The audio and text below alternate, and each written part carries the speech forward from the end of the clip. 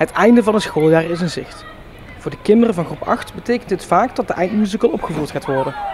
In Oostrum, op de Meulenbeek, is dit niet anders. Er werden de schoolverlaters via de rode loper onthaald voor een allerlaatste voorstelling. Wij hebben een musical band op de camping en het is een hele grappige musical en met heel veel leuke liedjes ook.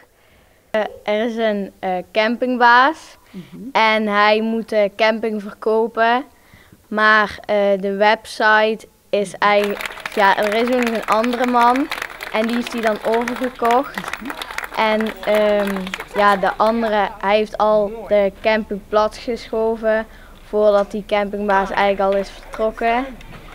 En hij heeft dus de website eerder online gedaan en daarom komen nu allemaal vakantiegasten, dus is het een band op de camping. Groep 8 was maar een relatief kleine klas.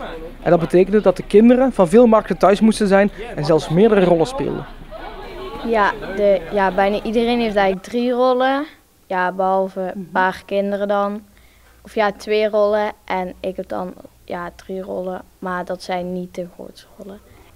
Ik heet Kanye Best en ik ben een rapper in de musical. Omdat ik een Loesje zakenman ben die de camping heeft overgekocht. Dit was de leukste rol.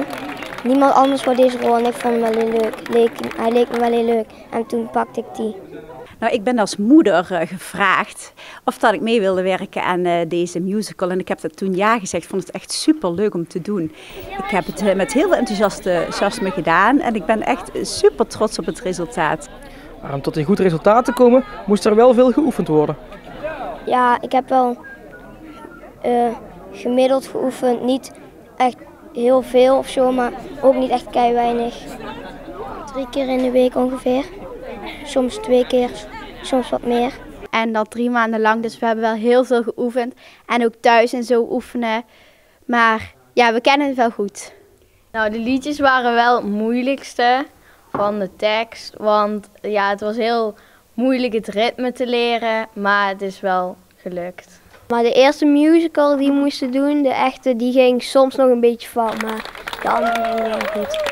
Ja, iedereen vindt het wel super leuk en iedereen is ook gewoon heel trots op ons. En wij vinden het ook gewoon super leuk om te doen. En ja, er zijn alleen maar positieve reacties. En na 5 voorstellingen wordt de laatste dagen op de Meulenbeek nog flink gevierd.